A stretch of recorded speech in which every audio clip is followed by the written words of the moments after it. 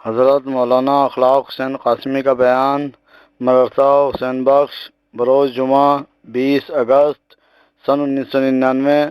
موضوع بنات طیبات ازواج مطہرات حضرت علی رضی اللہ تعالیٰ عنہ کا دوسرے نکاح کا ارادہ۔ آڈیو کیسیٹ سی ڈی پیش کردہ محمد صادق دہلوی۔ Mobile number 9899 63 47 68۔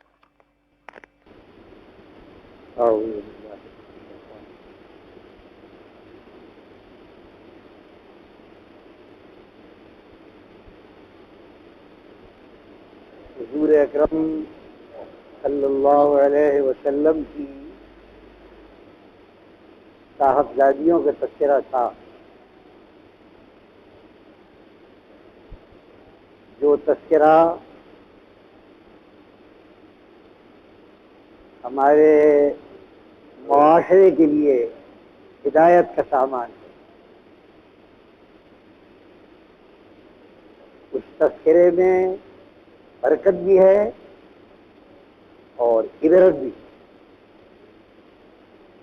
میں تذکرہ کر رہا تھا حضرت سیدہ کبریٰ رضی اللہ تعالی عنہ۔ ہمارے ہاں اہل سنت نے حضرت سیدہ کے تذکرے پر کوئی مستقل کتاب تحریر نہیں کی۔ حضرت علی کے تذکرے میں ضمناً ان کا ذکر ہے، لیکن خاص طور پر ان کی زندگی کو موضوع بنا کر اہل سنت نے کچھ نہیں لکھا۔ ایک خیال ہے لوگوں میں کہ وہ شیعہ صاحبان کی چیز ہیں، ان کے حوالے کر دیا ہے، لیکن میں نے عرض کیا کہ رسول اکرم صلی اللہ علیہ وسلم کا اسوہ حسنہ، غور کریں گے آپ، ایک مرد کا اسوہ حسنہ ہے۔ اللہ نے فرمایا لقد کان لکم فی رسول اللہ اسوۃ حسنہ۔ اے لوگوں، ہمارے نبی کا اسوہ تمہارے لیے بہترین نمونہ ہے۔ نبی ایک مرد کامل تھے، نبی ایک مرد کا اسوہ مردوں کے لیے ہے۔ سوال یہ ہے اگر پوری امت کے لیے یہ اسوہ حسنہ ہے تو اس امت کی عورتوں کے لیے اسوہ حسنہ کا پہلو کیا ہے؟ اگر اس امت کی مائیں، اس امت کی بہنیں، اس امت کی بیٹیاں اپنے لیے کو اسوہ حسنہ چاہتی ہیں تو رسول اکرم صلی اللہ علیہ وسلم کی زندگی میں تو ایک مرد کامل کا اسوہ ہے، ایک بیٹی کا اسوہ نہیں۔ ایک بیٹی کا اسوہ کہاں ہے؟ آپ تو مرد کامل تھے، ایک بیٹی کا اسوہ کہاں ہے؟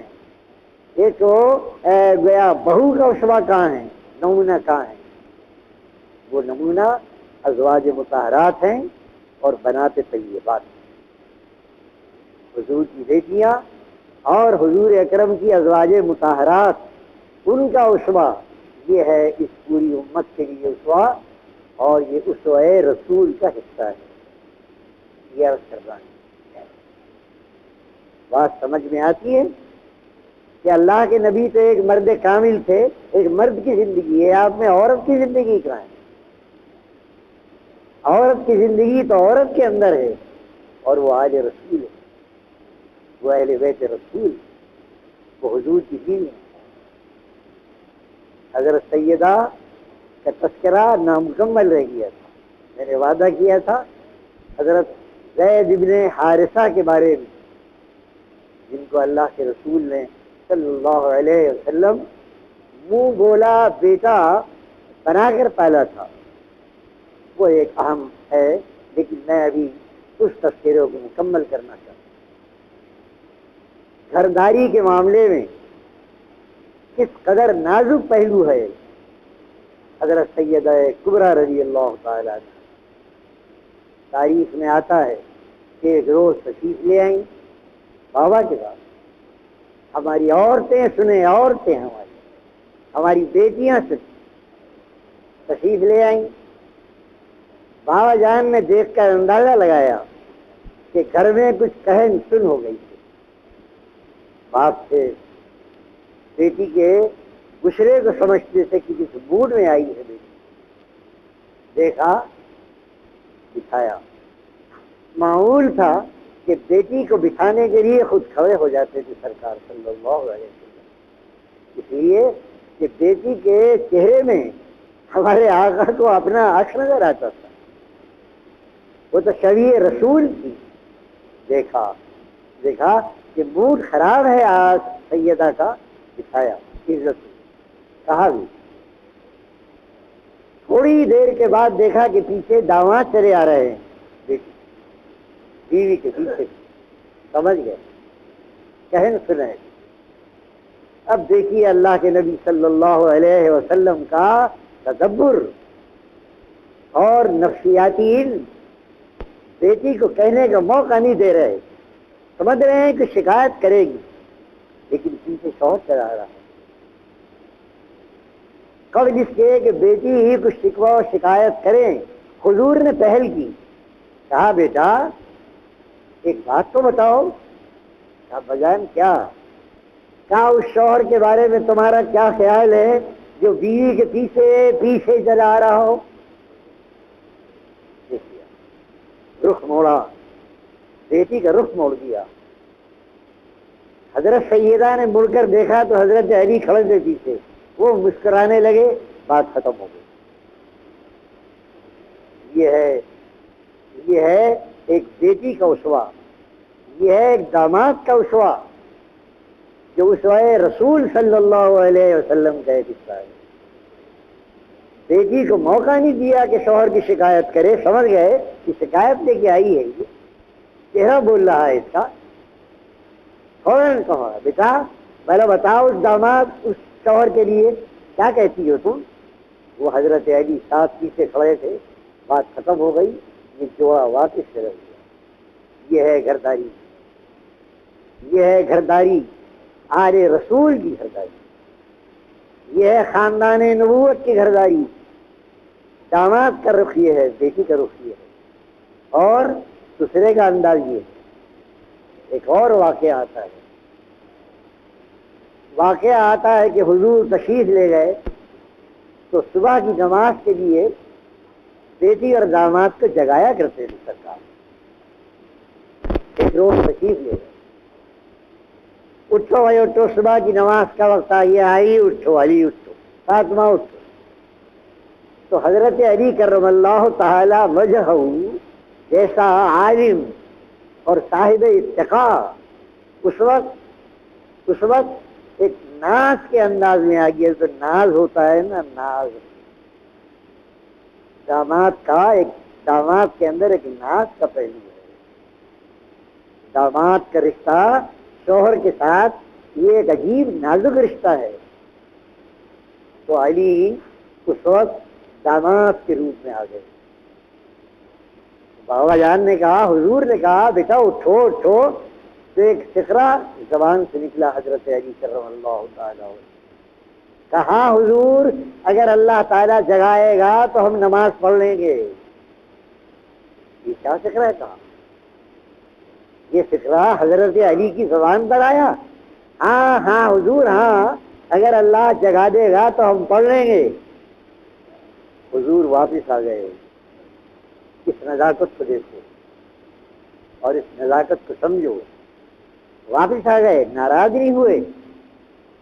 سمجھ گئے کہ علی کا یہ فقرہ ایک دعوات کے رشتے سے ہے، ایک امتی کے رشتے سے نہیں. ایک امتی بھلا پیغمبر کے سامنے یہ کہے گا کہ ہاں جناب اگر اللہ جگا دے گا تو پڑھ لیں گے؟ نہیں کہہ سکتا. وہ ایک داماد کا روپ تھا. پیٹ موڑ کر آ گئے اور ایک آیت کریمہ حضور کی زبان پر جاری ہو گئی. وَكَانَ الْإِنسَانُ أَكْثَرَ شَيْءٍ جَدَلًا. ہاں ٹھیک ہے، انسان بڑا ہی جھگڑالو واقع ہوا ہے. وَكَانَ الْإِنسَانُ أَكْثَرَ شَيْءٍ. بس یہ کہہ دیا، ناراض نہیں ہوئے. رشتے کی نزاکت کا خیال کیا، ناز برداری کا خیال کیا. جانتے تھے کہ علی کا مقام ہے کیا، اپنا علی علم ہے، اتقاء ہے، لیکن آج بھی یہ فقرہ علی کی زبان پر آیا ہے، اس کا رنگ دور سوال لوٹ کے آ گئے اور یہی کہتے ہوئے آ گئے ہاں بھائی ٹھیک ہے، انسان بڑا ہی جھگڑاڑو ہوا پھر. یہ بھی سرداری ہے حضرت سیدہ کبریٰ رضی اللہ تعالیٰ. ایک واقعے میں آتا ہے کہ حضور تشریف لے گئے، کہا کہاں ہے علی؟ صاحبزادی نے کہا آج تو کچھ بگڑ کے باہر چلے گئے ہیں. زندگی ہے، انسانی زندگی ہے، بگڑتا ہے، سنورتا ہے، کہن سن بھی ہوتی ہے، لیکن اس خوبصورتی کو دیکھیے، اس خوبصورتی کو دیکھیے آپ جو خاندان نبوت کا اسوہ حسنہ ہے. کہا اچھا. باہر آ گئے، تلاش کیا، دیکھا تو صحن مسجد میں بغیر کسی کمبل اور کپڑے کے مٹی میں پڑے ہوئے تھے حضرت علی کرم اللہ تعالی. داماد کو اس حال میں دیکھ کر ایک عجیب لقب دیا اس کو، پیار کا، محبت کا، کیوں کہ گھر سے بگڑ کے آ گئے تھے. خدا جانے کس بات پر بگاڑ ہو گیا میاں بیویوں کے درمیان.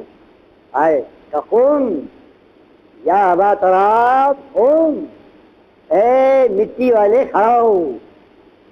یا ابا تراب قوم. ابو تراب مستقل کنیت حضرت علی کرم اللہ تعالی. یہ کیا ہے؟ یہ داماد کے ساتھ پیار ہے. یہ داماد کے ساتھ جو ایک رشتہ پیار کا ہوتا ہے نفسیاتی، یہ اس کا اظہار ہے. ایک ایسے لقب سے پکارا حضرت علی کو کہ ان کا سارا غم و خوگی سب دور ہو گئی. اٹھو قوم یا ابا تراب، یہاں مٹی میں پڑے ہوئے ہو، اٹھو.